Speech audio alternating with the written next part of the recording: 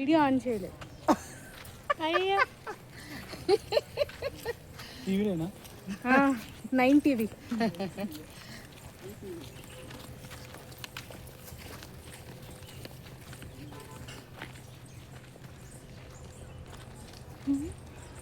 అత్తమ్మ గారు ఎక్కడున్నాం మనం?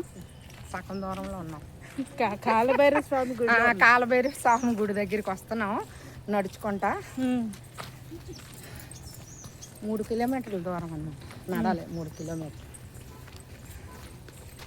చూడండి. హాయ్ హాయ్ ఫ్రెండ్స్, కాలభైరవ గుడికి వచ్చాము. హాయ్ కాలభైరవ స్వామి గుడికి వెళ్తున్నాము. అదే 3 కిలోమీటర్లు దూరం నడాలండి. అలిసిపోతున్నాం కూడా.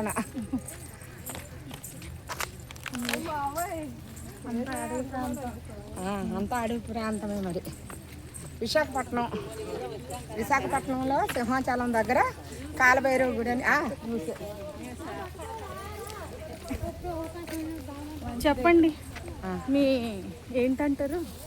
అదే సింహాచలం ముందు కాలభైరవ గుడికి వెళ్ళాలండి.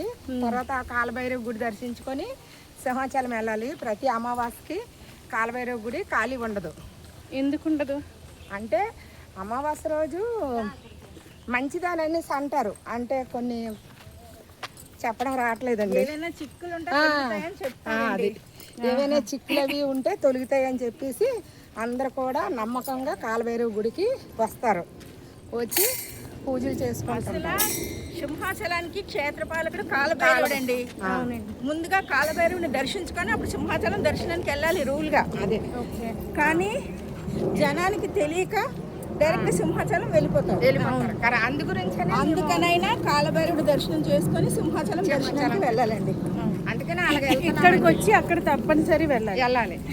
కాలభైరవుడు గుడికి వచ్చి కంపల్సరిగా సింహాచలం వెళ్ళాలి. అది